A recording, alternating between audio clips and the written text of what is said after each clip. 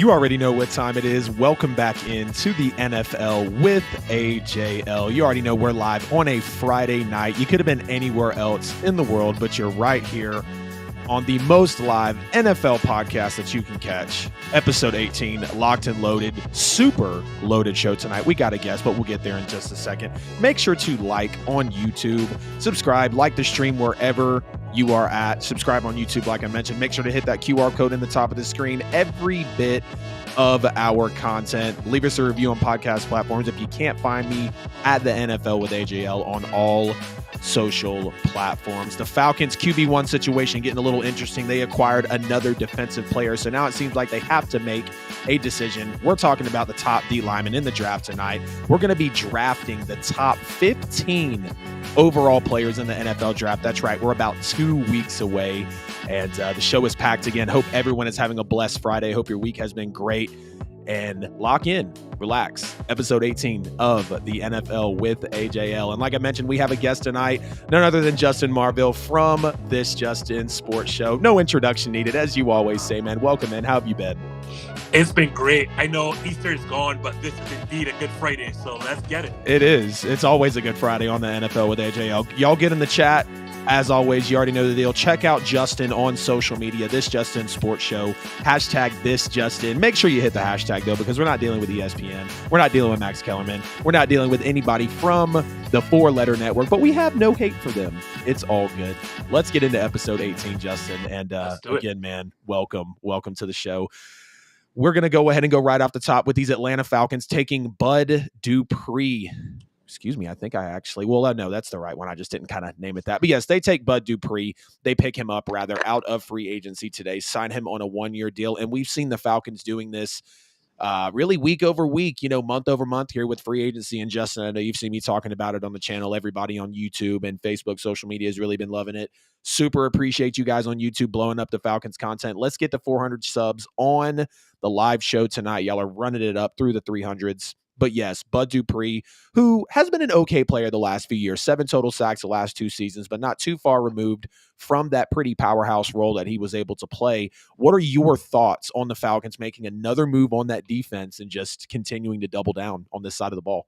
It tells me the obvious that they think the NFC South is there for the taking since Tom Brady has retired yet again. But obviously this thing is for real. So, with no Tampa Bay Buccaneers threat, your team in the Saints going through kind of like a rebuild, or not really rebuild, but there's so many question marks with your team. The Carolina Panthers obviously are looking to take a quarterback, right? At number 1 rookie. Yep. It is clear that Atlanta thinks that they can win this division, and I can't blame them. So you see Bud Dupree, you see they're going after Jeff Okudah. Who was the other one they went after? They went after Calais Campbell. So, it is clear that they're telling themselves it's no or never. And you're moving into year 3 of Arthur Smith as head coach. So I think that he is on the hot seat. It is either, I don't even think they have to win the division. It's either get in the playoffs, or I think that Arthur Smith is gone. Yeah, I totally feel that. And I got a couple of fans that I'm really close with that, really big fans of Atlanta. They love the Falcons. They've been talking about that with everything that's going on. If something doesn't happen, if there's not a playoff push, they feel like Arthur Smith should be on the hot seat. I decided to randomly wear the Petty Sports shirt today. I want to give a shout out to Kings Broadcasting Studios. Those are the folks that I used to do the Petty Sports podcast with right out of their studio. Still want to give them a shout out. Y'all check them out if you're looking for an awesome studio in Atlanta to invest in your broadcasting career, podcasting, live stream, whatever you need. Gary King, Mike Bell, check them out on Facebook at Kings Broadcasting Studios. Got a lot of love for those guys, and I think it's no coincidence that y'all show up on the stream tonight as I'm wearing the shirt. But yeah, and I'm going to agree with you, Justin. The Falcons. I've said it. I'm really proud of Atlanta for the way that they are really rebuilding this side of the football this year because, again, Bud Dupree, Jesse Bates was just the starter. That kind of felt like what would be a final piece, but Jesse Bates started it off. One of the biggest contracts in the league for the safety position. Calais Campbell, Caden Ellis, Mike Hughes, David Onyemata. They have A.J. Terrell. They have Grady Jarrett. So, you talk about going through these names, and for one of the first times in Atlanta Falcons history, there's pretty good to common names that are going to do great things at these positions for the Falcons. But again, they're going through the complete defensive makeover. I've been saying now, especially with this Bud Dupree move, if they grab Nolan Smith or even an offensive lineman in the draft, that's great. I think they're already going to be a top 10 defense. So if they go defense in the draft, I think that just solidifies the take that I've made there. But now with all these moves again, Justin, to beef up the defense, do you feel like the outlying hole in the roster right now is the quarterback? Because it's either going to be Taylor Heinicke or Desmond Ridder. And we're about to get into that in a second. But I guess the question would be, do you believe Atlanta has a quarterback on the roster right now to compete? Because they, like you said, they in the NFC South, Saints, Panthers, Bucks, not going to be looking the greatest next year. As a fan, I know that we're going to be good. We're not going to be great. And they think that they can take it into the division. Do you think there's a quarterback in that room for them to already compete? Not for a Super Bowl, but I mean, at least a divisional appearance. Yeah, and I think that quarterback is Taylor Heinicke, but I'll get to that in a second. Like, obviously, in terms of Derek Carr, you have the best quarterback in the division. I don't think that's a question right now. Thank you. Yeah, Appreciate that. YouTube will love that one. And the thing is about that, if you look at the division winners year after year after year, typically the division or the team with the best quarterback in the division typically wins that division. Right. It's not really rocket science.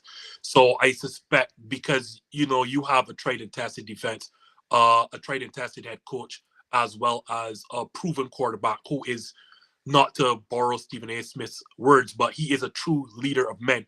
I think you probably would be in the driver's seat to win that division right about now. So going back to the situation, I think Atlanta is indeed a quarterback away. Desmond Ridder, young, I think only has 4 starts. So if you think that this team is ready to compete immediately, then I don't think you go wrong. I don't think you go the route of Desmond Ridder unless or until Taylor Heinicke, proves to you during the season that he is not that guy. I think Desmond Ridder would have to have a way better off season for him to get the job. I'm going to have to go Taylor Heinicke. I think he has 25 starts, 33 total games. Right. At the position. Did you know he's 30 years old? Mm-hmm. He's wow. I did not know he'd been in the league since 2015. Undrafted free agent in Minnesota. That was news to me today. He's an old quarterback, but tried and tested one, and one arguably who has been in Lambeau Field twice. Yeah. Beaten Aaron Rodgers and the Packers once and almost beaten him the first time he went. This is a guy with a playoff appearance under his belt. Yeah. I would have to think for Desmond Ridder to win this job, he is going to have to completely outplay Taylor Heinicke in the offseason, and I'm not sure that that's going to happen. Yeah, quarterback camps and preseason and whatnot. No, I hear you there for Taylor Heinicke. Like I mentioned, 30 years old in the NFL. So I guess you could kind of call him a veteran, right?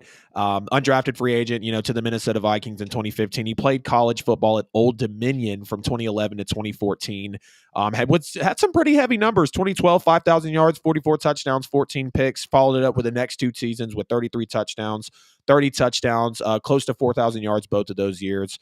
132 career touchdowns, 39 career interceptions. So he was putting up some numbers at Old Dominion, but clearly he was an undrafted free agent for a reason. He has, yes, beat Aaron Rodgers in Lambeau Field. And we remember when the Bucks went to the, I want to say that was the year the Bucks won the Super Bowl. The Bucks played the Commanders, or they were still the football team. And Taylor Heinicke actually was not even on the roster. I think a couple weeks before he actually became quarterback, because I can't remember which quarterback it was that ended up getting injured. Maybe Alex Smith again, and that's why Taylor Heinicke stepped in. And I think at the time, I thought he was a rookie, but we see him diving towards the pylon, playing against Tom Brady in that ridiculous Buccaneers defense, and just really, putting himself out there. I mean, I feel like that one play kind of showed everyone that Taylor Heinicke is a gamer. He would put his body on the line. He's not the greatest quarterback. I mean, we look at the couple of seasons he's had in the NFL, rocking a little bit above 60% completion. I think about 63%, 20 touchdowns and 15 picks in 2021, 86 passer rating with about 3,400 yards. Then you go to last season. I think he just popped out, but we'll get him back in just a second. No worries. I think he just lost his connection. But talking about Taylor Heinicke versus Desmond Ridder on the quarterback one situation for the Atlanta Falcons. We'll see when we get Justin back here in just a moment. I think we just got him back in. Yep, there he goes. Yeah, all good, man? Yeah, no, you're good, man. No worries. You're totally good. But yes, then you look at 2022 with Taylor Heinicke. Carson Wentz was starting for the Commanders, I believe, in this past season. He had 62% completion, just under 1,900 yards, 12 touchdowns, 6 picks, but about a 90 passer rating. So it's kind of hard to judge what Taylor Heinicke is in the NFL. He does have that gamer mentality to where like he will not be afraid to make those big plays. He's got some mobility. He's got a little bit of that new school NFL quarterback in him, but he's not going to be a guy, I believe, really for the Falcons situation right now to step in and be that quarterback one. And knowing that, Desmond Ridder, speaking of him now, he was quarterback one on a lot of people's boards last year. I mean, we had Malik Willis, we had Kenny Pickett, Desmond Ridder. Obviously, he feels like a steal of the draft. They even say that when the Falcons take him. I can't remember if he was a day 2 or a day 3 pick, but the Falcons take him. And, people are like, this could really be a steal of the NFL draft. So you get into his profile a little bit, and this guy's got, good figure. Good build in the NFL. And it's, again, hard to take something away from his numbers, at least in the NFL, because he didn't even have 1,000 yards passing. Obviously, he didn't get the job actually until I think way later or about mid of the season.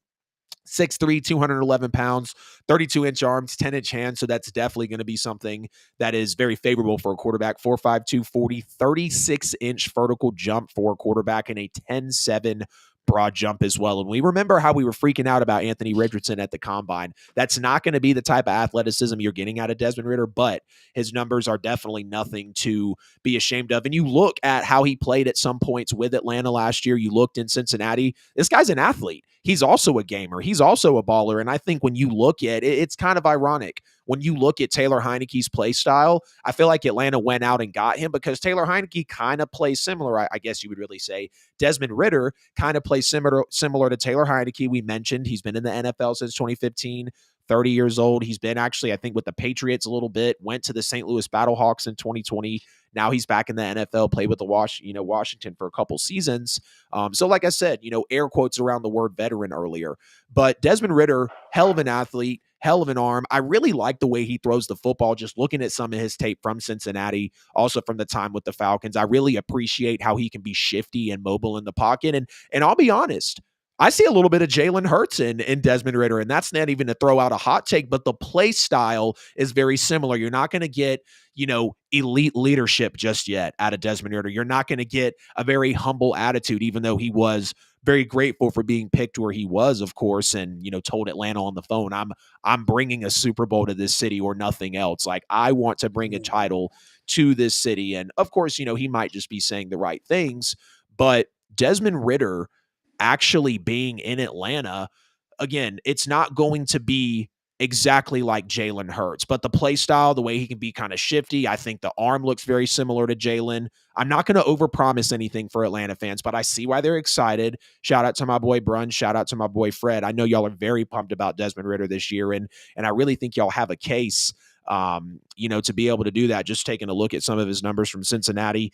Let's see, 87 touchdowns through the air, 28 picks. So, pretty solid. 28 rushing touchdowns, though, in his 4 years at Cincinnati. And that's another good thing is you had a kid who played all 4 years at Cincinnati. You got a kid that's being in Atlanta now, really is respectful of the job. I think he's really going to appreciate what Atlanta's giving to him. And overall, had good college numbers, played solid football for the Bearcats. So if I'm a Falcons fan, I don't know if I'm confident that Desmond Ridder can get me to the wild card round right now, but you spent your money on him, has a pick. Taylor Heinicke, both of these guys, you really don't know what they are. You're going off a couple of seasons with Taylor Heinicke. Yes, he's got some starts under his belt in the NFL, but you're still a little curious about, okay, what could he do in a built system like the Falcons? The Commanders were just now starting to really come around with some of those offensive weapons, and obviously a Chase Young on the D-line and Terry McLaurin really coming into his own. So it's going to be interesting what Atlanta actually has to do, like you mentioned, Justin, in camp, in the offseason, in these preseason games, to really decide the quarterback one. But you say Taylor Heinicke, I'm going to double down and say Desmond Ridder because they drafted him. I look at the athleticism. I think he's got a higher ceiling. And yes, maybe he's 5-6 years younger, of course, 7 years younger, however old Desmond Ridder is, than Taylor Heinicke. But I really do believe that you spend that draft pick like you just obviously went for last year in the NFL draft, and you make him your starter. But the Falcons are going to be exciting next year, man. I think they really are. So I know you see me talking about that top 10 defense. What do you think? You think that's too much to say right now about Atlanta? Now they add Bud Dupree. You heard me, Jesse Bates, Caden Ellis, David Onyemata. Like, what say you, man?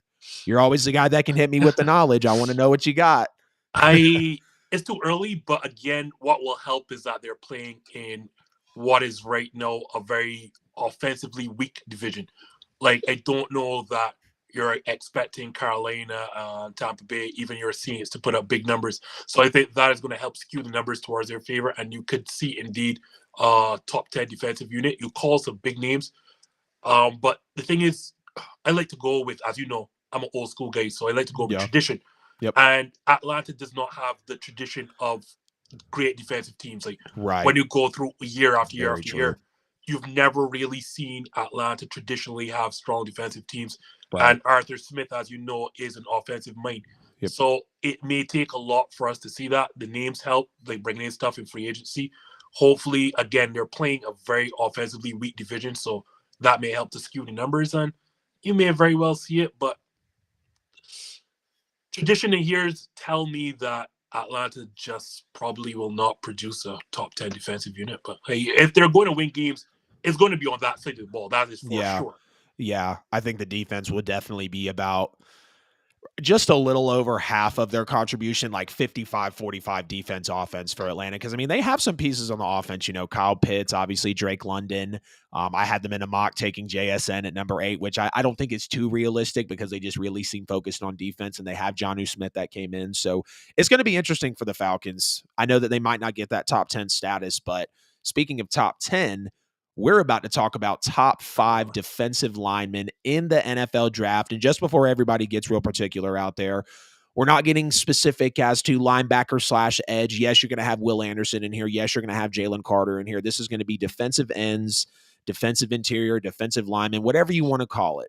Any guy that's on the defensive line, or if they're majorly playing an edge, like Will Anderson's in here. I know he can be a linebacker just like Nolan Smith, but they're classified as edge rushers. Just wanted to put that disclaimer out there. So, Justin, if you want, we'll kind of go back and forth here. I think it'll make it a little easier. Go ahead. You just made it easier. You just called the 3 top defensive linemen in this draft in my position. Like, let's start with Will Anderson. I always have a thing, like, we're talking about tradition. Yeah. When you play at particular schools, there are particular schools that are known for producing particular positions, and Alabama is one of them, producing players along the defensive lane, along the offensive lane, and especially at wide receiver and running back. When you're talking about defensive lane, that you're going to start with Alabama. So for me, you're starting with Will Anderson. Like, I think if you're not sure about the pick you're going to have, and he is available, he is your surefire pick. You just take that and be comfortable knowing you probably have a Pro Bowl defensive lineman right off the bat as an edge rusher. And playing in the SEC, as you know, that's as high level football as you can get without playing in the NFL. And he is extremely dominant at Alabama. You cannot go wrong as the first defensive lineman off the board. Yeah, Will Anderson. Yeah, I'm right there with you as well. Consensus number 1 defensive lineman in this class. Great edge rusher. 36 total sacks in 3 years at Alabama, so an average of 12 a year for college. Definitely nothing to scoff at there. And this guy really terrorized the SEC for about 3 solid years. Great speed on the edge. He's got great hands, and he'll really jam the lineman up. He's just a freak athlete. You kind of look at Myles Murphy as well. He's going to be a little later in this list. I like Myles Murphy. Also, next to Will Anderson, kind of similar play styles. Of course, Will being the much better player, but the speed, again, like I mentioned, the arm length, the hands. He is going to be, speaking of Will Anderson, in the 72nd percentile, though, for missed tackles at about a 16% rate. So he does need to clean that up coming into the league, but he is very slippery. His spin move might be his best move overall, and he can just get really quick to the point with a quarterback. Very elite as a run defender. He can accelerate quickly. You're not going to find too many holes in Will Anderson's game. Now let's go to number 2. Who's your second defensive lineman off the board? I told you this before, and you gave me a side eye, but I'm going to bring it up again. We may be talking about arguably the best player in the draft in Jalen Carter. Like, you saw what he did. You were right there in Georgia. You saw exactly what he did for your back-to-back defending champs. Like this, there is a reason why Georgia was so great defensively, and I know that you produced so many great first-round picks along that defense, but I don't think any have been better than Jalen Carter.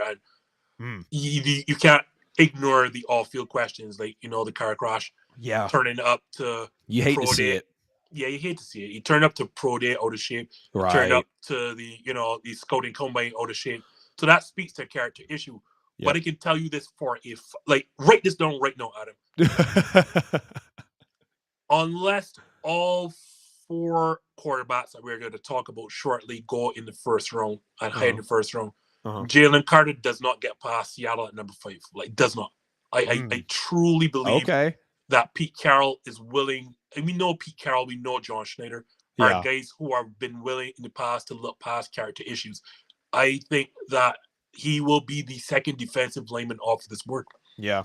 Yeah, I mean, you're rightfully so, like you said, and you take a look at some numbers that just really jump out to you. His pass rushing ability, I think, really separated him from the rest of the class, especially at his position. So, among the 168 interior defenders who rushed the passer at least 300 times over the last 3 seasons, Jalen Carter was third in pass rush grade at 90, second in win rate at 16, and ninth in total pressures with 60. This guy's a monster at 6'3", 300 pounds. And when you look at Jalen Carter on tape, it feels like you got about 2 seconds to decide what you're going to do with him after the snap before he's just blowing through and getting to the quarterback. He's going to essentially dispose of the offensive lineman that's in front of him. He shucks off a ton of moves with linemen. It's just got a motor that seems to never really stop. It's kind of like a slower Will Anderson in a way, but he's going to give you a ton of size. Again, 6'3", 300 pounds. His arm length is a major weapon too.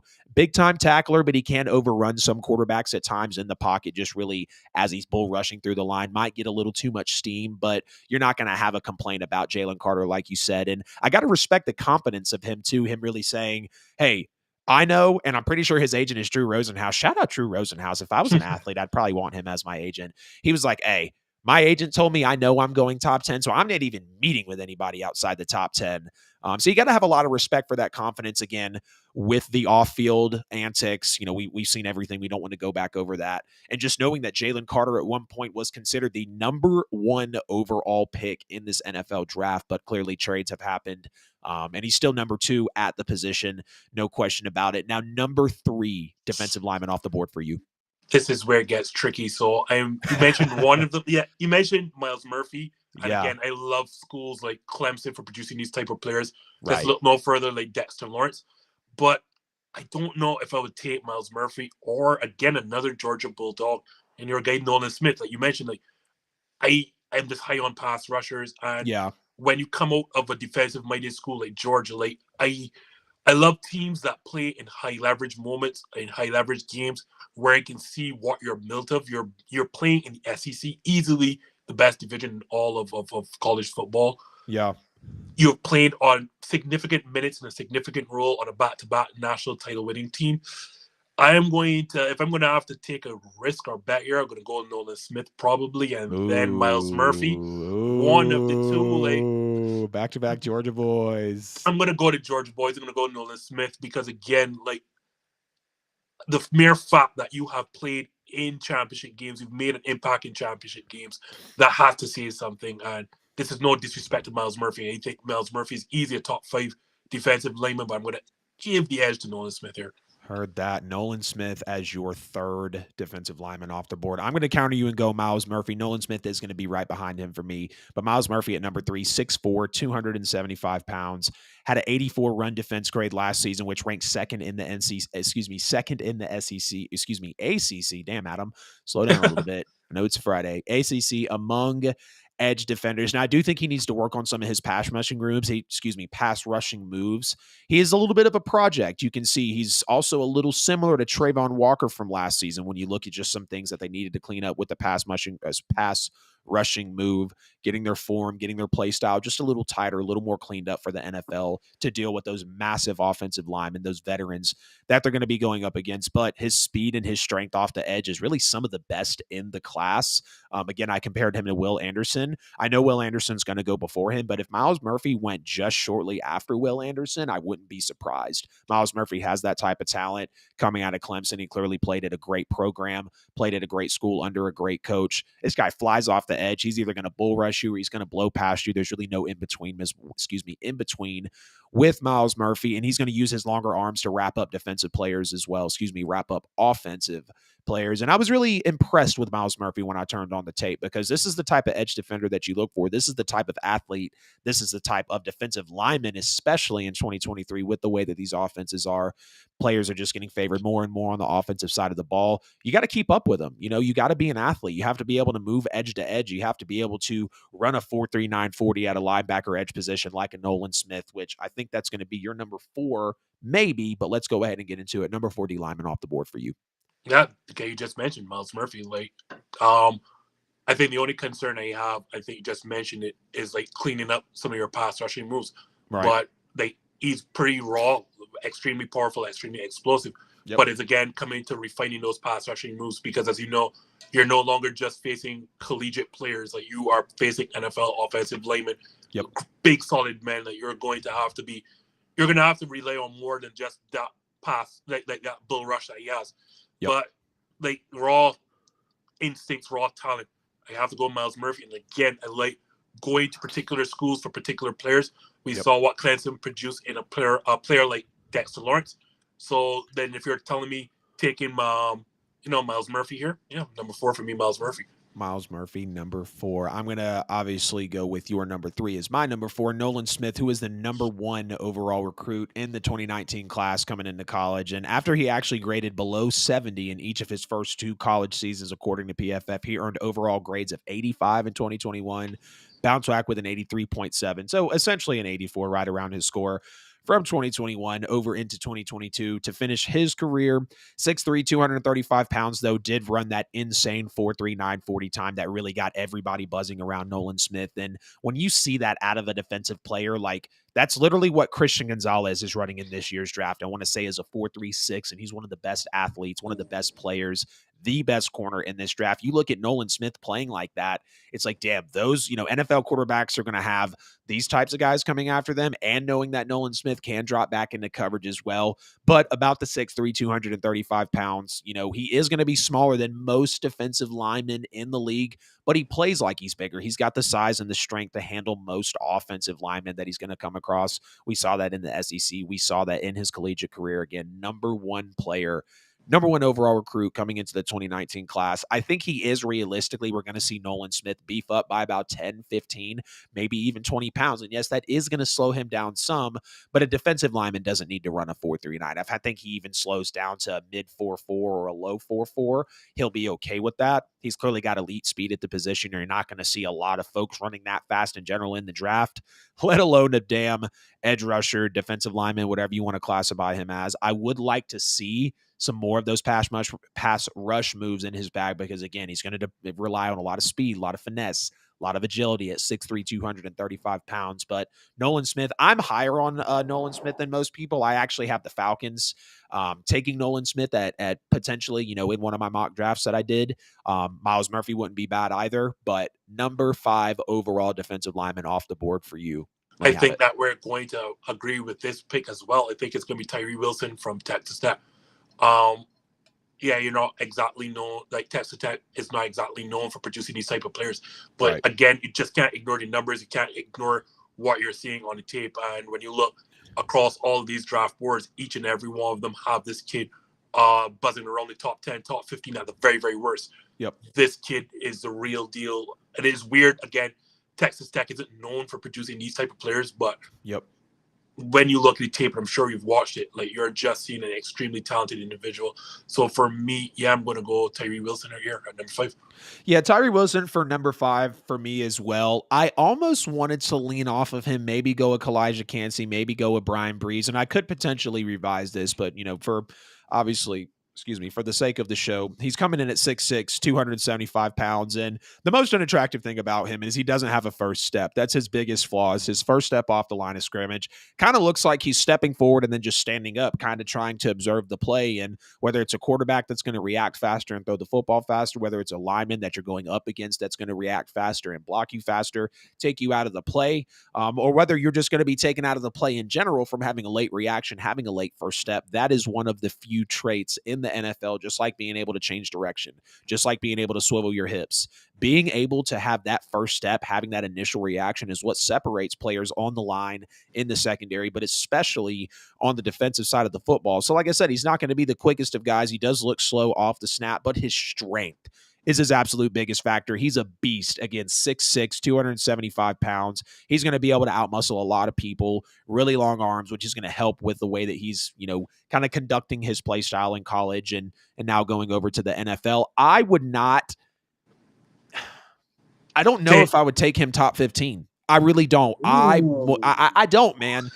It's hard for me to like a defensive end or someone that's rushing the quarterback coming off of the defensive line. Nonetheless, like we talked about, top 5 T linemen in the draft. So it can make you veer off there, man. And I hate how all this has come about, with defensive linemen. But anyways, to have a slower first step as a defensive player, it's not going to be the greatest thing. But one stat you can't turn your eye away from, and I know you're going to like to hear this, he had a 22.6% pass rush win percentage, which was second in the Big 12.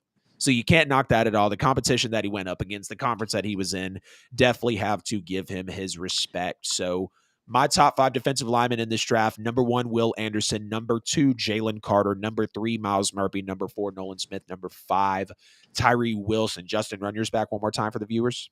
Basically, same thing, but Nolan Smith and Miles Murphy swapping. So I go Will Anderson 1, Jalen Carter 2, Nolan Smith 3, Miles Murphy 4, and the Wilson kid here at number 5. Yes, sir. Tyree Wilson at number 5. Let's go ahead and hold on before you go though, Adam. I've been looking through some mock drafts, and you didn't want to take Tyree Wilson in the top 15, and I understand your concern. Mm-hmm. There is one mock draft here, and I think it is Bleacher Report, that has him as high as, will you believe this? Wait for this. The Seattle Seahawks at 5 taking Tyree Wilson. I've seen that, bro. I've seen Tyree Wilson at 5 in a lot of mock drafts, and I just don't know how you pass up an SEC pass rusher. That's my thing. It's so hard to pass up an SEC pass rusher or someone in the Big Ten out of Ohio State, like the Bosa brothers, obviously, like Chase Young. I mean, any defensive player that comes out of Ohio State. But I don't know, man. I mean, Go ahead. Don't pass up a Big Ten pass rusher or a Big Ten offensive lineman. Don't pass up, especially line. Yeah, and you don't pass up a defensive front player from Alabama or Georgia. Yeah. You just don't do these things. That's why I'm so concerned. And again, this is not to knock Tyree Wilson, but I'm not going to see a Jalen Carter. I'm not going to see a Nolan Smith. I'm not going to see a Will Anderson. And unless I am a quarterback needy team, I am not going to pass on one of those 3 players with my top 5 pick. I'm just not going to do it. Yeah. And I mean, my first mock draft, I have Will Anderson going at 3 to Carolina. I have Jalen Carter at 5 to Seattle. I have Nolan Smith at 6 to the Detroit Lions. I had Brian Breeze at number 18 to the Lions. I actually had Tyree Wilson at number 12 to the Texans. So, there's going to be defensive linemen littered all around this draft. Where did I have Seattle taking? I have them taking at number 5 in this draft, if it'll pull up for me. I had them taking Will Anderson at number 5. Where did I have Tyree Wilson? Again, at number 12 to the Texans. So I think he's a little high in my box. But, nonetheless, I mean, you're still going to get a good player no matter which of these guys you actually pick, So you're definitely not going to be able to complain. But if I'm Seattle, knowing you're at 5, you're literally going to have a pick at Will Anderson, Jalen Carter, or Nolan Smith. Like, you're going to have one of those at your disposal, unless for some reason you just want to trade back because a quarterback team maybe is coming. I don't know. Draft's going to be crazy. All of the speculation around the draft is really the main reason why I want to watch it. And if you're open, man, I'm doing one in 2 weeks. I'm going to go. I think just the first 15 picks. I wanted to do the full first round, but that's like a 4-hour show. I think that'd go till midnight. I just know we all got shit to do. So, all right, let's hit this ad break, or really this break in the show real quick. This is episode 18 of the NFL with AJL. I got Justin Marville from This Justin Sports Show on the show tonight. Make sure to check him out on all social media platforms. Check him out on podcast platform as well. Leave him a review. Follow him on social. All the good things that you do when you find a nice creator out there. Make sure to like the stream wherever you're watching the show at. Subscribe, hit the bell on YouTube. Again, appreciate all of you guys running up the Falcons content, running up the YouTube content. The QR code on Justin's side of the screen, if you can, scan that for every bit of content of the NFL with AJL. Get at us on social, DM, follow. Look at that man perfectly pointing to you're the best guest in the history of the show, bro. You're the first guest in the history of the show of the NFL with AJL, anyways, to be on twice. You're the man, though. Awesome. You're the man, though, bro. You already Nah. you already know that. But make sure to leave us a review on podcast platforms as well. And if you can't find me at the NFL with AJL, it's actually right there. Here we go. Boom. Actually right there on the bottom of my screen also. And as always, we're sponsored by Buy and Sell with AJL for all your worldwide professional real estate needs, where you're looking to buy a home, sell a home, invest in real estate. Make sure to get at them on social media at Buy and Sell with AJL on all platforms as well. Drop your email to also get their exclusive newsletter to get the true real estate news about where you're trying to buy or sell a home at. And also, if you're looking to get some AI to potentially tell you a property value, some competition as a home seller in a certain area, drop an address and an email as well, and they'll make sure to get you taken care of on that. Buy and Sell with AJL for all your worldwide professional real estate needs. Now we got some more NFL draft talk. And again, the draft is 2 weeks away. For everyone watching right now, we will be on Thursday of the 27th for the NFL draft starting at 8 p.m. I believe that's when the first round actually goes live. I'll actually be out of town in Myrtle Beach next weekend, so I won't have a show on that Tuesday before the draft, but I think we're going to turn right around on Friday and do a first round analysis, but we love the NFL too damn much. Anyways, draft show promo over with. 6 teams are looking at the number 3 pick in the NFL draft right now, and that is held by the Arizona Cardinals. So of these 6 teams, let's play a little guessing game, Justin. Who do you think these 6 teams are? Who should they be? Who could they be? If you had to pull 6 teams out of your knowledgeable NFL hat that you bless us with every time you get behind a microphone, who would they be? Because we just mentioned, right, this is a very deep defensive lineman draft, right? So it can't be somebody going after defensive lineman. It can't be somebody going after a cornerback. Right. It tells me anybody moving up, they're going after quarterback. That's typically what teams move up for. Yep. So the easy by elimination is to look at the quarterback needy teams. Yep. So let's start with Washington. Yep. 100%. I think Washington has to be one because like you can't be comfortable with Sam Howell. And I don't even know who's behind Sam Howell in Washington. Like, you can't be comfortable with that. Every time, and I know that they're picking at 4, but I think Indianapolis is afraid of somebody jumping from behind them to go get after who they want. And it's going to be either Will Levis or Anthony Richardson. And I think it's a mistake. Whatever they do to go after, unless it is Will Levis and you believe in Will Levis, then I think it's going to be a mistake for them to move up that one spot. But I think they're afraid of whoever's going to come to take the quarterback that they want. And again, you're talking about Gardner Minshew and Nick Foles on your roster. Like, that is not winning you football games in a very, very soft AFC South. Here's the team I fully expect to make this trade. And wait for it now, Adam. I know this may be a shock to you. The team I expect to actually get that number 3 overall pick from the Arizona Cardinals. The Tennessee Titans. There it is. I wish Wesley Davis was watching. Yeah, the Titans. They can make a hell of a move. I think the Tennessee Titans, obviously, Ryan Tannehill, I think it's his last year of his contract. And that don't even think that money is guaranteed. Malik Willis, we saw what Malik Willis was in a couple of games, and that is not an NFL quarterback right now. Like, no. And I think with the head coach that they have, the type of head coach that they have, and I think he is a top 5 head coach in this league, I think he tells himself, all right, we barely threw away that AFC South crown. Like, we had to be so terrible down the stretch. Yeah. And we can sit down whoever we get. And I think it's going to be Will Levis. I think they tried that Malik Willis experiment for a time. They're not enthused about this big, they're not enthused about having an athlete at quarterback anymore. They think they want,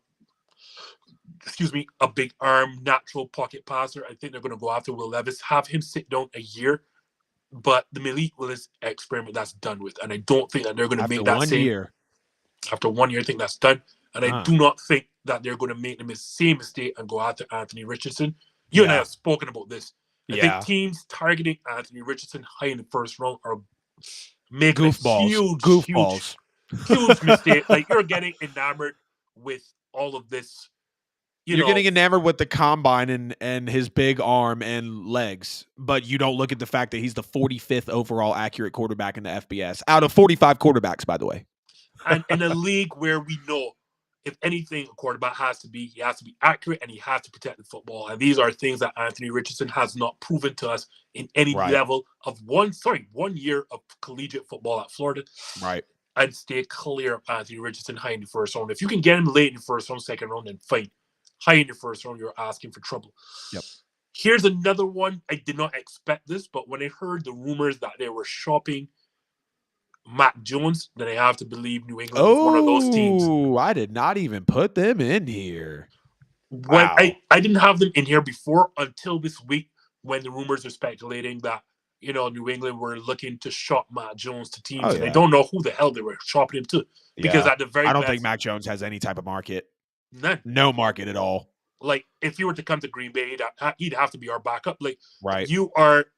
So the mere fact that you're openly shopping this guy, it's not a secret anymore, tells me then that you are in the market. Because if rumors are also true, they're also looking at Lamar Jackson. And I do not see a situation where Baltimore lets Lamar Jackson walk just those 2 first-round picks. So I have New England as one of those 6 teams in the mix. We talked about them early in this NFC South where there is no longer Tampa Bay. Your rivals, the Buccaneers, they have to be looking for Tom Brady's heir apparent. And it cannot be Baker Mayfield. Like, I think we know what Baker Mayfield is or isn't at this stage. Baker Mayfield, Kyle Trask, that's not going to get it done. Right. I think I have them on there too. They move up. Whatever quarterback they draft spends a year behind Baker Mayfield, and it starts after that. Yep. And I mean, I can only find 4, so 5 I had to find a shocker. Yeah. So I'm going to say, hey, if you've only got 4, that's okay. No worries, up to you. I'll throw Seattle in the mix simply because, like, I think they know as much as they gave Geno that contract. I think they have very well known, like the rest of us, Geno Smith is just a bridge to whatever future. He's not your future quarterback. Like, last season was awesome. The numbers were spectacular, but he has no history of showing you that he's an NFL starter. You get 2-3 years out of him, and then you put the guy you draft after him, and I would hope that would be Will Levis and not Anthony Richardson. Right. Yep, I'm right there with you. You made some good points, and you actually pulled some teams out that I didn't expect. So before you threw in the Patriots, I actually had 7 teams on here. It was a little prior research. I was like, this is a good way to throw it in here. So I had the Falcons because Desmond Ridder is solid, don't get me wrong. But if they did for some reason want to trade up, to this 3rd overall pick and get someone that they feel like is better than Desmond Ridder, which a couple of these quarterbacks, CJ Stroud, obviously Bryce Young, they're more than likely not going to be there unless Anthony Richardson or Will Levis get taken higher, which is a possibility, as crazy as it sounds. So if they jump up to number 3, they're going to have their pickings of some quarterbacks in this draft that are clearly, top players, tops of their positions. Falcons, though, I feel like if they do make a quarterback move, and this is going to be a later video at a later time, I think they should make a push for Lamar Jackson. Everything that they're going all in on, you've had Michael Vick there before. It's not going to be that exact correlation. I wasn't necessarily in on it at the beginning, but with the entire defensive makeover, if for some reason you can score DeAndre Hopkins and a Lamar Jackson, like that's a lot we're going to get into in a later video, but nonetheless, I had the Falcons. Had the Seahawks as well, because like you said, Geno Smith, not going to be a future guy. The Seahawks obviously just got Bobby Wagner back as well. They have DK Metcalf. They have Tyler Lockett. You'd like to see their defense be a little bit better, though, no question. You also have the Raiders. The Raiders have Jimmy Garoppolo right now. Now, the Raiders at 7. So if for some reason Anthony Richardson falls out of the top 6, I could have the Raiders taking him. I also really embarrassed the Raiders in my last mock draft and had them taking Hendon Hooker as well, which I would not be shocked if someone pulled the trigger on Hendon Hooker first round, top 15. If he's not injured, we're talking about Hendon Hooker in this class being better than Will Levis, more than likely, being better than Anthony Richardson without question, because you look at the numbers. But coming off the ACL, Anthony Richardson's been in front of a lot of cameras, been on, a lot of social media reels and clips. So he's getting a lot of the hype right now, no question. Titans, like you mentioned, very good, of course, no question. Commanders, of course, no question. I had the Commanders actually in my last mock draft trading up to 3 to take Anthony Richardson. Eric Bieniemy being there, I think, is really going to provide a new swagger for this team. And ding, ding, ding, they finally got sold. Dan Snyder gets his grimy ass hands out of the NFL. They get sold to Josh Harris, who has part ownership in the Sixers. And, of course, Magic Johnson is in with this group as well. So you have to love it. Ravens. Now, I'm probably going to drop them out, but OBJ signs, and I just saw this today, so I almost put this on the show, but I think the draft is a lot more apparent. So here's a little nugget of it. The Ravens sign OBJ, disgustingly overpay for him. They disgustingly overpaid for Roquan Smith, but they can't even get a deal done with Lamar. It's, in my opinion, it's Lamar's fault. I saw what he turned down. No agent. Like, you're screwing yourself, right? But the Baltimore Ravens, God, I just lost my train of thought. That's so bad. I hate when I do that. I know I was talking about Lamar with the Ravens. I think I was talking about with OBJ. So they sign OBJ. Lamar and OBJ are partying in the nightclub, and it's like, okay, this has to mean Lamar Jackson's coming back, right? OBJ goes out and says, Lamar Jackson gave me no assurance that he was going to be the Ravens quarterback. That's a report today from ESPN. OBJ said Lamar Jackson gave him no assurance that he would be the Ravens quarterback. And I think the market for Lamar Jackson is insanely open right now. I just think it's going to be one of the deals that's kind of kept under wraps. And I continue to rub my hands together maniacally the closer we get to the draft. And we've had no Lamar Jackson, this team called Lamar and Lamar's been like, we've had nothing about Lamar besides the fact that he's turned down deals and he doesn't have an agent. And that the Ravens looked into Baker Mayfield and Jacoby Brissett before they signed with their respective teams, which Jacoby Brissett is the backup to Sam Howell, by the way, in Washington. Just looked at that. And Jake Fromm, love my Georgia boy. Jake Fromm, poor thing's the third stringer. But anyways, the Ravens, it's very interesting. And if Lamar gets dealt on draft night, someone's going to have to give up that first pick this year because Lamar is going to want to be an impact player this year. I think Lamar is clearly better than probably any quarterback in this draft right now, but that's Lamar Jackson winning 75% of his games, being in the playoffs a couple times, MVP, blah, blah, blah. We know what Lamar is, right? So it's going to be interesting with the Ravens. The Bucs as well. I looked at the Bucs roster the other day, and call me crazy, Justin, but I think the Bucs roster right now is Super Bowl caliber. They still have Shaq Barrett. Devin White did just request a trade, which I really hate. They still got Jamel Dean. They still got Antoine Winfield. They still got a lot of players on that defense. They still have Mike Evans. They still have Chris Godwin, which I know they're kind of battling with some, injury things right now. I'd like to see more offensive firepower with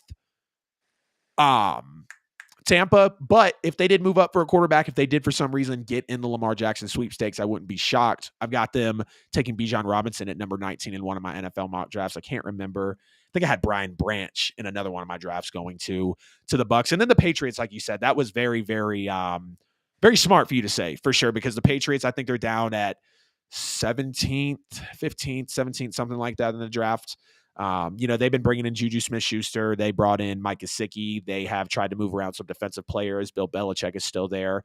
And Bill Belichick is only about a season or two, one really great season, essentially, with like 2 or 3 losses, or realistically 2 seasons away from being the all-time winningest coach in NFL history. So he's got some, they're picking up 14. 14. Okay. And Bill Belichick also said, apparently there's been a report, Bill Belichick will do, or he will stop at absolutely nothing to get Lamar Jackson. So it's interesting. Yeah. It's definitely interesting for sure. So Falcons, Seahawks, Raiders, Titans, Commanders, Ravens, Bucks, Patriots. I'd probably drop the Ravens and the Seahawks out of there just for realistic terms, because Lamar hopefully is coming back to the Ravens. The Seahawks did just sign Geno, but they do have a way out of it. Outside of that, I could definitely see those teams trading up. And speaking of being at the top of the NFL draft, the Carolina Panthers, of course, traded up for the number 1 overall pick, gave up 2 first-round picks, 2 second-round picks, I believe, and also DJ Moore to the Chicago Bears. And now multiple sources have said that Bryce Young is that number 1 overall pick. And, just to see this shaken out, sources leaking it. Oh, I didn't actually change Bryce Young's lower thing. Dang. So it's going to say Cardinals draft trade, and then it's talking about Bryce Young. We're talking about Bryce Young, though, before anybody gets confused. So, again, sources, Carolina to take Bryce Young first overall. Do you think this is the right pick, Justin? And if not, who should it be? Yeah, I think so. Simply because, we've said this, for the last 2 years before he got here, this was going to be the consensus number 1 pick. And as you know, the closer we get to draft, the closer that we try to nitpick all these players going into it. And if the only thing that you can continually talk about is his size, then it tells me that this kid is the best. And make no mistake here. It's the only thing they can say, right? make no mistake, size is a concern. Like, because yes, Drew Brees is a smaller quarterback. Yes, Right. Russell Wilson, but these are indeed outliers. Like, Right. you are not finding most of these good quarterbacks at that size. Yep. The problem is like we've seen year after year after year, like we try to predict quarterbacks and we realize that NFL drafting is not a science. And if there is one thing that with it is with these signal callers, what you want the accuracy, you want the intestinal fortitude, you want leadership, and you want the ability to see the entire field. Yep. And when they look through his tape, when they look at Bryce Young, they look at the numbers, everything tells me that this boy is the best quarterback in the draft. And I don't think it may even be close. I know people want to talk about CJ. Yeah, I don't think it's close because when you look at his numbers, 80 touchdowns to just the 12 or 14, is it 12 or 14 interceptions in 2 years, right? I don't think a quarterback in the modern era has ever had a 2-year span just like that. He's won a Heisman winner. He's dominated the SEC. We talk about the best defensive division in all of college football. Like, yes, the size is a concern, especially the hits that you take. But we have to remember this is the NFL that's protecting quarterbacks now. He is a bit mobile. He has the ability to move outside the pocket and make plays and extended plays. He is willing to hold on to the ball for the last second and take those hits inside the pocket. He maneuvers He's a gamer. He maneuvers the pocket better than any quarterback in this. And I mean, not in terms of extending plays outside, but I'm talking about the ability to move within the pocket, to extend the play inside that pocket, to buy himself that extra split second to get off a pass. I don't think there is a quarterback in the draft better at doing just that. And I mean, when you look at the talent around him on the outside, yes, Alabama is a perennial powerhouse, but he's not playing with Henry Ruggs. He's not playing with a Jalen Waddle. He's not playing with a Devontae Smith. That's why he gets a lot of his credit, though. And he does not play with a Jerry Jeudy. Right. Like, when we talk about Alabama players from before, we're talking about Tua Tagovailoa. He played with those players. Mac Jones played with those players. And Bryce Young put up even greater numbers than them without those NFL first-round receivers. Right. I think it's a no-brainer. Bryce Young goes at number one. Yeah, I hear you on that, man. I mean, Bryce Young, clearly, like you said, at Alabama, his stat line was great. The way that he can extend plays and just really go to wits end, stop on a dime, make a throw. I mean, you're not going to find a ton of holes in Bryce Young's game. And there was something that you just said about Bryce that I was really about to pick up on.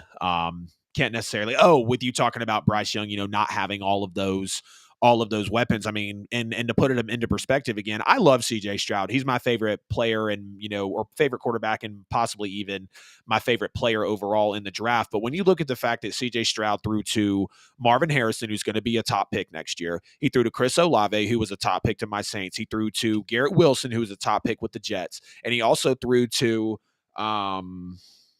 Jackson Smith-Njigba, who's the best wide receiver in the draft this year. I mean, the plethora of round one, top 10, top 15 picks at wide receiver that CJ Stroud had versus Bryce Young, winning the Heisman, playing Georgia a couple tough times, clearly having that big game against Tennessee. Like, I do personally believe Bryce Young was tested more. He was pushed to the brink more than CJ Stroud was. So that's why it feels like a better pick for Carolina at 1. I forgot that they actually brought Adam Thielen in. So that's going to be very solid. They brought in Miles Sanders as well.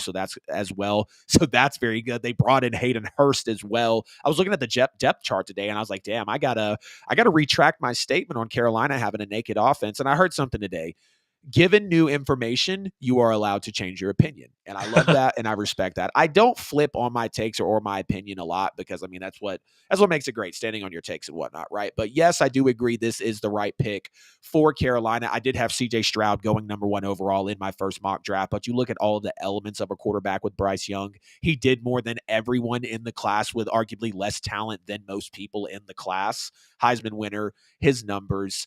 He's a leader, playing for Alabama, playing for Nick Saban. They mold you mentally when you play for Alabama. It's the Alabama way, kind of like you have the Patriot way when you play for Nick Saban, when you're mentored by Nick Saban. It's going to produce a lot of great talent. I mean, look at the talent that that Alabama puts in the NFL every year, not just this year, but to really double down on Bryce Young not having any targets, show me an Alabama pass catcher going in the first round this year. Exactly. There's not, and that's crazy because when you think of a Henry Ruggs, when you think of a Jerry Jeudy, when you think of a Derrick Jalen Henry, Waddle. Alvin Kamara in the running back room, you think of a Jalen Waddle. I mean, so Devontae Smith. You think of so many people. We haven't even mentioned Jameson Williams and John Mechie starting to get their spotlight in the NFL yet. I mean, John Mechie's over there hitting with the Texans, and Jameson Williams, playing 9 to 10 months after an ACL just really showed his pedigree of everything. But nonetheless, I do believe that Bryce Young is the right pick at number 1 overall. I do like CJ Stroud better than him, like I said, due to his size. I think his throwing form is a little better. I think his follow-through, I think his touch on the football is better than Bryce Young's, and I think his size is better, but Bryce undoubtedly has been pushed to the brink more, played with less, played for Alabama, and Alabama's got a better track record right now of quarterbacks in the NFL. Go ahead and tell me Jalen Hurts from Oklahoma. I don't give a damn because he started his career at Alabama, and I love that. Ohio State doesn't have, outside of Justin Fields, who are waiting, to take an awesome leap, and I really hope he does. Alabama's got the upper hand on putting pedigree quarterbacks in the NFL right now, but let's predict the Panthers' record and playoff depth, if any, with Bryce Young. I'll let you go first unless you want me to. I got some of the games and stuff pulled up over here, so it might kind of give you a gauge. Cool. I got you. So I have the Panthers with Bryce Young. If they pick him number 1 overall, I have the Panthers going 8-9 in their first year. I have them going 3-3 in the division. The Falcons are making moves. The Saints made moves. I think the Bucs are still going to be a formidable team. Like, I think the Panthers will be tough enough to hang with the Falcons and Saints, but also bad enough to maybe get swept by the Bucs. Like, that's how interesting this division could be. But nonetheless, just to keep it simple, I have them splitting in the division going 3-3. I'm going to have wins over the Packers, the Texans, the Colts, the Bears, and the Titans. Obviously, the Bucs, Falcons, and Saints as well. If I had to pull off of one of those wins, it would probably be the Packers and maybe the Bears as well, which I have them going. They could fall and maybe go a 6-win, a 7-win team. I don't think they're going to be that rough because, again, Bryce Young is a great player. He's a generational talent coming out of Alabama. Like, I'm very excited to see what Bryce Young is going to be in the league. Now, losses to the Bucs, Falcons, and Saints. They're also going to have them losing to the Vikings, the Cowboys, the Jags, the Seahawks, and the Dolphins, which I think is pretty reasonable. And the Panthers actually have the 3rd easiest schedule in the NFL. Falcons at number 2, Saints at number 1. I want to say Colts at number 4, Bears at number 5. I was looking at that. That was actually on the schedule tonight until Bud Dupree went to the Falcons, and it sent my brain to an Atlanta Falcons content creation mode. But nonetheless, I've put that out there now, Justin. If you had to make a record prediction, nothing crazy. I don't see them making the playoffs, by the way. Maybe they do, but as of right now, no playoffs. I have them 8-9, going 3-3 in the division. What say you? Depends, and again, it comes down to those 2 games against the Saints. Right. I have them. Oh, of course, it's the 2 games against the Saints. No, I'm serious because I'll give you. I have drink my drink with my logo showing. I'm going to have them, and here's going to shock for you. I have them sweeping the Falcons, and I have them sweeping the Buccaneers. Damn. The Buccaneers are going to be the worst team in the division, actually. But that's another topic for another day. But yeah, I have them sweeping both the Buccaneers and the Falcons. And it all comes down to those 2 games with the Saints. So I have them like you, either 8-9 or 9-8. It is hard for rookie quarterbacks to lead teams to the playoffs. Like, it's like Definitely. Very rarely done. I like the moves that they've done offensively. They bring in Miles Sanders. Like, this is like you saw the All-Pro season that he had or Pro Bowl season that he had last season. Yeah. Then a veteran receiver in Adam Thielen, like one of those good possession receivers that will help out a young quarterback trying to make his way in the NFL. Right. Also, they added DJ Shark. And then on top of that, your head coach, Frank Reich, is known for developing quarterbacks and is a former NFL quarterback at that. And he also has a former NFL quarterback as his quarterback's coach. I think he is going to be just fine. I think what will happen, because you know what Frank Reich does, Frank Reich leans heavily on the run game. So you're going to see a lot of play action passing. So that is where I think Bryce Young is going to excel, because you're not going to ask him to do overly a lot. I think it's going to reduce the size of the play. But for him, you're going to see a lot of run heavy stuff. That's what Carolina did last year. Yeah. They almost made They always run the hell out of the football too. Yep, they could run on anyone, and I think they're going to, with the addition of Miles Sanders, you're just going to see that. They're going to lean heavily on that offensive line and run the football.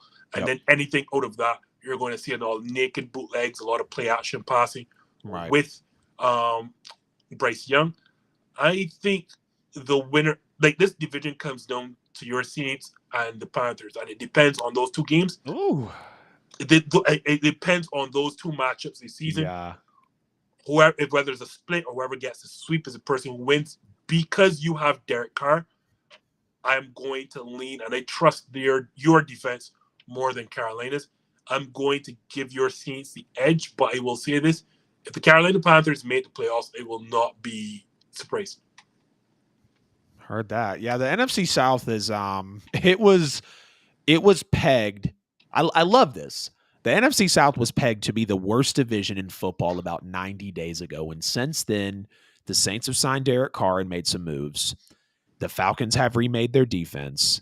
The Panthers have traded up to the number 1 overall pick and have signed Adam Thielen, DJ Chark, Hayden Hurst, and Miles Sanders. And the Bucs lost Tom Brady, haven't really made any real moves. They're going to lose one of the best linebackers in the NFL, possibly in Devin White. So and that's what I'm saying. Like, I pray the Bucs make a draft move. Like, if I had to choose the Bucs or the Falcons to make a draft move, I would want the Falcons to do it. But if the Bucs made a draft move, like that would take the NFC South from pegged as the worst division in football to being pegged as the most interesting division in football. Because right now, I think the AFC South is the worst division in football by far. The Jags are going to own that division. They're going to run that division, at least this year. I could see, Tennessee and maybe Indianapolis, turning it around. Loved the Colts a few years ago. I think they had one of the better rosters in the league, and they just could never really get the coaching or the quarterback right. But just to have a little more fun, and then we're going to get into an amazing last segment after we hit the break after this. Give me a stat line for Bryce Young in his rookie year, whether he goes to the Panthers or not, however you want to look at it. Just give me a stat line for Bryce Young in his rookie year. And do you think even maybe he could win Offensive Rookie of the Year? When I look through this cast of offensive rookies, I'm not sure. So I don't know where this offensive rookie of the year is going to come from. Right. So for right now, I'm going to lean on him because I suspect that of all the teams that will have rookie quarterbacks, Carolina will be the one that will be the most competitive. I'm going to see something like, I don't know, 20 touchdown, 12 interception kind of season from Bryce Young because he's not a high turnover quarterback. He's never shown that in college, so I can't come here and say that he's going to struggle protecting the football. So I think, especially with Frank Wright being such a good quarterbacks coach, and on top of that, they're going to be a run-heavy team. Yep. I think you're going to see a 20 touchdown, 12 interception type of season from Bryce Young. Heard that. Yeah, I was essentially in the same ballpark. You look at his college numbers, he averaged 4,200 yards, 40 touchdowns, 6 picks a season essentially in college. So I think if I had to guess for his rookie year, I'm going to go about 3,500 yards, 25 touchdowns, 12 picks. And I think for Offensive Rookie of the Year, it's either him, C.J. Stroud, or Bijan Robinson. I don't think there's really going to be anyone outside of that. Like, could Jackson Smith-Njigba, could maybe Jalen Hyatt, yeah, possibly, could it be potentially Dalton Kincaid or Michael Mayer? But I think if I look at Offensive Rookie of the Year as of right now, April 14th, 2023, I'm taking either Bryce Young, C.J. Stroud, or Bijan Robinson for Offensive Rookie of the Year. But we got a hell of a segment coming up next. So let's go ahead and hit this ad break, hit this sponsor break, and we about to get crazy for some drafting purposes. This is episode 18 of the NFL with AJL. We are blessed. I am blessed to have Justin Marville from This Justin Sports Show on episode 18 tonight of the NFL with AJL. Make sure you check him out at This Justin Sports Show on all social media. Make sure you hit the hashtag for him as well. We don't want to see Max Kellerman in that 4-letter company trying to intrude on my boy Justin Marville's algorithm. You're hilarious, man. You're cracking me up over here. Make sure get at him on social media, review him on podcast platforms, all the good stuff you do for the NFAJL. Please, NFL with AJL, please do it for my friend Justin as well. Wherever you're at, like the stream, subscribe on YouTube. I appreciate everyone, like I've mentioned multiple times, for giving me the love on YouTube. Make sure to hit the bell as well. If you can scan the QR code on the screen, man, it's like you knew I was gonna say it next. That's my dude.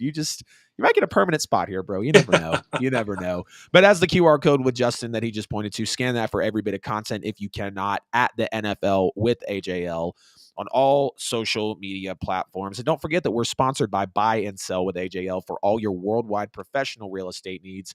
Buying a home, selling a home, or investing in real estate to make that home not only a house, but an asset for you as well. Drop your email if you want to get on their exclusive newsletter to know all things real estate, not just the scary media headlines. It's still a good time to buy and sell, depending on the location in the world, of course. And you can drop a specific address and your name, or excuse me, and your email if you want to get in on their new AI they just put into the business to show you a home's potential price, the competition, how fast it could sell, everything a home seller needs to know. But let's give the people what we've been talking about, Justin. So on tonight's show, to round out episode 18, we are going to be drafting the top 15 players in the NFL draft. Essentially what we're doing is creating a top 15 big board. Justin has the first overall pick. If he takes Bryce Young at 1, then obviously I can't take Bryce again. So we're going to build the top 15 players, probably have a little bit of a debate here, but I think this is really fun for us to do. So I feel like I'm about to be a teacher or a college professor. I'm going to share my screen now.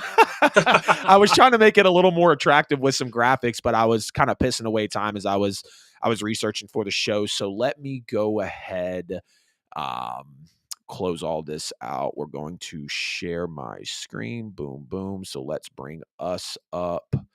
All right, so we're at the bottom. Okay, I think that looks awesome. That's perfect. Let's see if we can drop that background. Yep, so we'll just keep it like that. All right, Justin. So there's no rush at all. But like I said, guys, we are drafting the top 15 overall players in the 2023 NFL draft. If you need me to scroll a little bit, Justin, so you can see, that's fine. If you want to look at a big board, you can go on PFF Mock Draft Simulator. It's very easy. Whatever you need me to do, let me know. But you're on the clock, man. Not the number 1 overall pick for the Panthers, but essentially, who is your best overall player, your number 1 player on your big board for the 2023 NFL draft? You're on the clock. If you're talking about the number 1 player on my big board, right, then it would be Will Anderson. Okay. That's who you taking? But that's not who I'm taking. Oh, you damn near made me hit the draft button. Let me slow down. Let's draft. Like, I'm guessing we're supposed to draft how we expect these teams to draft. So if these teams are supposed to draft, the moment that Carolina spent all that draft capital to move up and trade DJ Moore, like, you're not doing that guessing between one quarterback or the next. You already knew who you had in mind when you went after your number 1 pick, and it's been Bryce Young. Like, it's no doubt about that. So please put Bryce Young there. Like, this is a no-brainer. They've known from the moment that they put all that draft capital up there, the moment they don't mind the rumors. This is what you call the lying season of the NFL draft. Whatever rumors you've heard, disregard them. They have known for months that they will be drafting Bryce Young. There we go. So Bryce Young, not only will Justin take him as the best player overall in the draft, but the number 1 pick as well to the Carolina Panthers. I am now on the clock at number 2, and who I would have taken as the number 1 overall player in the draft. I truly believe, all positions considered, the best player in the NFL draft this year is going to be Will Anderson Jr. out of Alabama, but you took Bryce Young at the number 1 position, so I'm going to chase it with Will Anderson at number 2. Like we mentioned earlier, the best edge rusher. I think he's the best overall player in the draft. The guy is an absolute monster. You have no complaints about him. The speed, the agility, just we went over those defensive linemen earlier and definitely gave Will Anderson Jr. his flowers. So now at number 3, Will Anderson and Bryce Young are off the board. Who is your 3rd overall best player in this NFL draft? Let me hear it. Are we open to having trades? Can somebody trade up here? Because I expect a trade to come. But if we're not trading, then here's the first shocker. Jalen Carter's the guy. Like, you have to take Jalen Carter. Forget, I know he's had the off-field problems, the car crash, and he's had turning up to pro day out of shape. He's turned up to the scouting combine out of shape.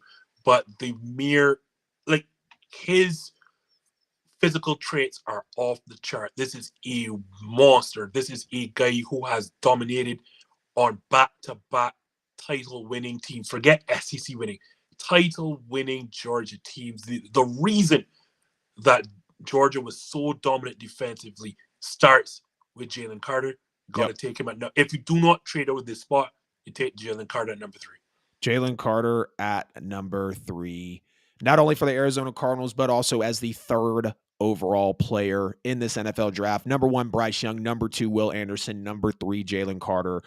And now I'm on the clock at number 4, not necessarily in terms for the Colts, but for the 4th best player in this NFL draft, as I'm taking a look, I'm looking at a CJ Stroud. Y'all might think I'm crazy, but I'm looking at a Bijan Robinson because of how intense he actually is at his position, being the best running back. I'm taking a look at a Christian Gonzalez. You just took Jalen Carter off the board. Nolan Smith, of course, is still out there. You've got Myles Murphy, but I'm going to be honest with you. If we're talking about the fourth best overall player in this NFL draft, Don't do it. I gave it Don't do away. it. Oh, I'm doing it. It's Bijan Robinson.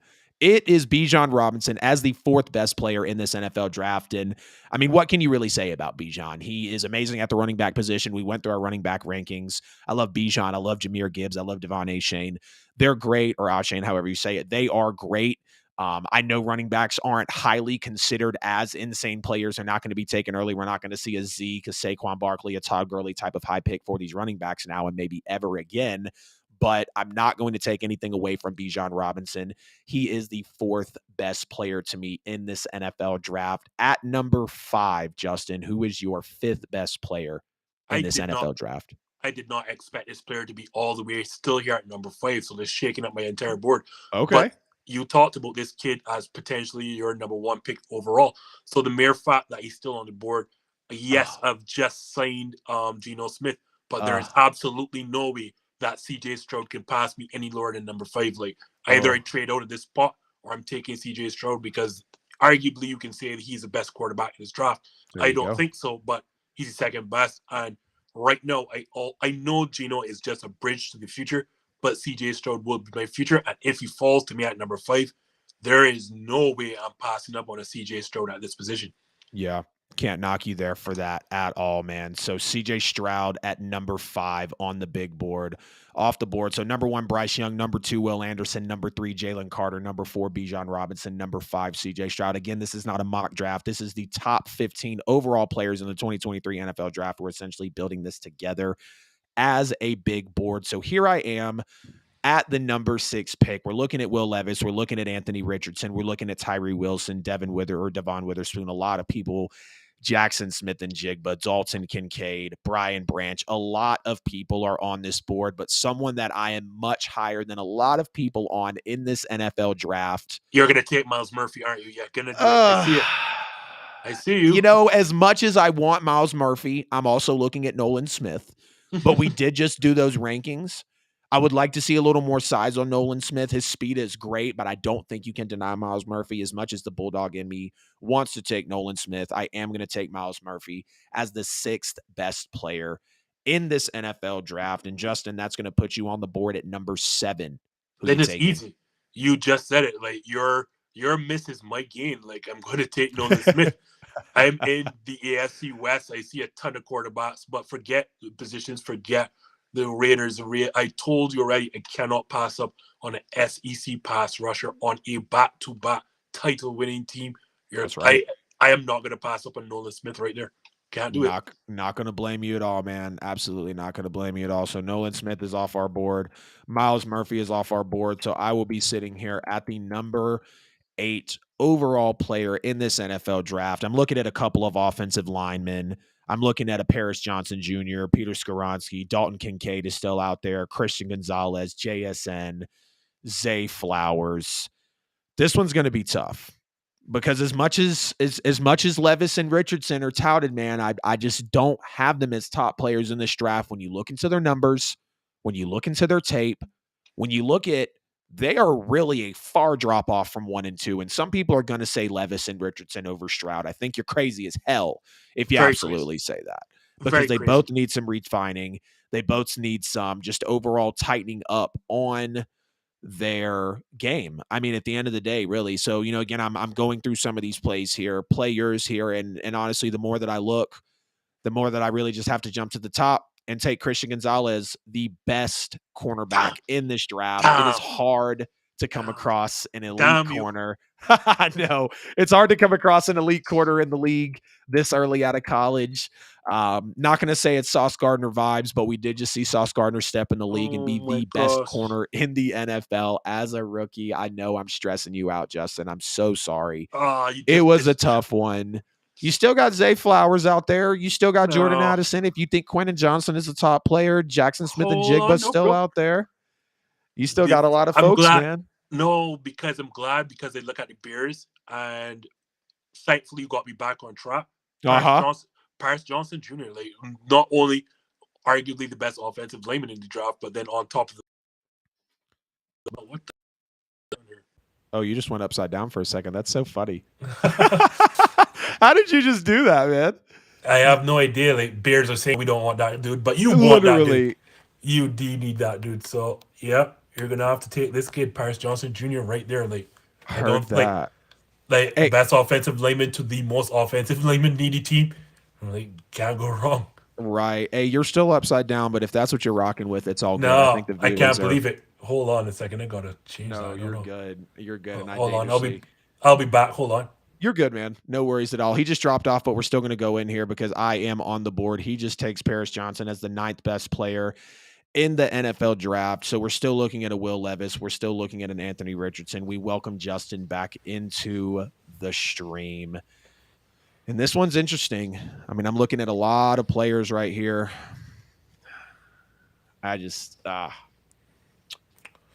Ooh.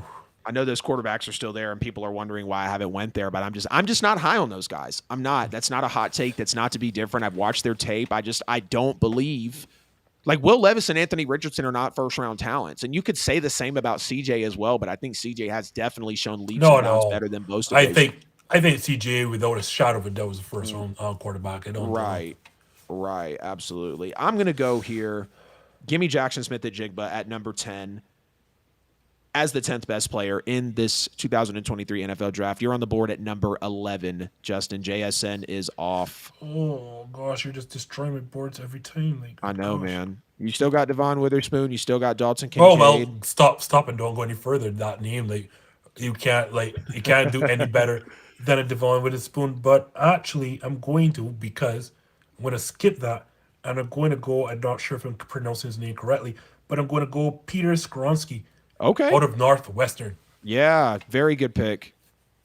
Very, very good pick. As the number 11 best player off the board. Now we're at number 12. Skronsky is off on my end. I almost want to be crazy and take this one, man. I really do. Golly. Like, as much as I think Darnell Washington is the best tight end, it's like I feel like Kincaid or Mayer may be more of an overall, like, complete player, overall player, especially at their position. You know what? Know what? I'm going to go there. I'm going to go there as the number 12, the 12th best player in this NFL draft. If I can find them, I'm just don't take Kincaid off the board. Don't do it. No, I'm not, man. I am looking for a tight end. I am definitely looking for a tight end, but I'll take Michael Mayer at number 12. Good. At the tight end position, 12th best player on our big board. Just to recap, Bryce Young 1, Will Anderson 2, Jalen Carter 3, Bijan Robinson 4, CJ Stroud 5, Miles Murphy 6, Nolan Smith 7th, Christian Gonzalez 8th, Paris Johnson 9, JSN at 10, Skronsky at 11, Michael Mayer, whatever, at 12. The number 13th or the number 13 best player in the draft, Justin, who you got. Great offense. Again, when you are picking the first round, what is in position that has produced more Pro Bowlers in the first round? Do you know this? Do you know this one, Adam? Tight end? No, it is offensive lineman. Okay. Offensive lineman produced the most from Pro Bowlers as rookies in the first round. I'm going to go Darnell Wright right here. Okay. The New York Jets. There you go. You do see they have a huge need at tackle, but Darnell Wright, put him right there. There you go. Boom. Darnell Wright. I'm not mad at it, man. Darnell Wright is definitely a solid lineman in this draft. You're going to have me venture down to the offensive lineman as well because I know there's a Broderick Jones. I feel like I would have taken Broderick Jones over him, but I'm not mad at you taking Darnell Wright. I know there was still an Anton Harrison out there as well. I mean, you're also looking at, what's that other tackle? DeJuan Jones, Osiris Torrance. He's at the guard position. God. I know who I'm torn between, honestly. I do. I'm actually torn between 3, but I know what the right pick is, and I'm just going to go ahead and take it. It's going to be Broderick Jones as the 14th best player off the board in this NFL draft. Broderick Jones, tackle out of Georgia. I'm not going to lie.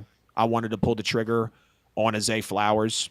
I wanted to pull the trigger, call me crazy, on a Jahmyr Gibbs because I think he's that good. I really think Jahmyr Gibbs is Tyreek Hill at running back. Nobody can catch him. I was looking at a Devin Witherspoon, Dalton Kincaid, Jordan Addison, but as my last pick here at 14, Broderick Jones as the 14th best player on the big board we're building. Justin, you get to do the honors on the last pick here, my friend. Oh my gosh! And look at that. Look Green at that Bay board. Packers. Yeah, right. Right. I'm telling you, man. The irony. Well, yeah. What the shoot? I didn't even mean to have it line up like that, man. To be honest, I did though. That's why he picked number 1. He's like, I'll take number 1. I'm gonna get my boys. Yep. So just because not only is it a need, not only you mentioned this player earlier. So Dalton Kincaid is put him right there, second best tight end in this draft. Huge need. Yep, just fits right in there. You're gonna have a safety target for Jordan Love at that position, especially with I want to say Robert Tonyan moving over to Chicago, is it? So yeah, and I think this is indeed the second best tight end in this draft, Dalton Kincaid. There you go, and there you have it. That is going to be the NFL with AJL and This Just In Sports Show top 15 overall players in the NFL draft. Essentially, we built a big board together. Number 1, Bryce Young. Number 2, Will Anderson. Number 3, Jalen Carter. Number 4, Bijan Robinson. I threw that craziness in there, but I do personally believe Bijan is that good. Number 5, CJ Stroud. Number 6, Miles Murphy. Number 7, Nolan Smith. Number 8, Christian Gonzalez. Number 9, Paris Johnson. 10, Jackson Smith and Jigba. 11, Peter Skoronski. 12, Michael Mayer. 13, Darnell Wright. 14, Broderick Jones. And 15, Dalton Kincaid, the tight end out of Utah. That was a lot of fun, man. I really appreciate you doing that with me. That was cool. Shout out to Caps Off Podcast. They do a lot of like drafting movies and like cars and athletes. I mean, they run it up on the YouTube shorts, and we're always trying to get creative and just show love to the community out there. But what a show, man. You made it hard for me. Like, you started destroying my boredom, looking at my board, like, oh, damn it. Yeah. It's all good though. I'm going to cue this outro music, man, and we're going to get out of here. If I can turn it up.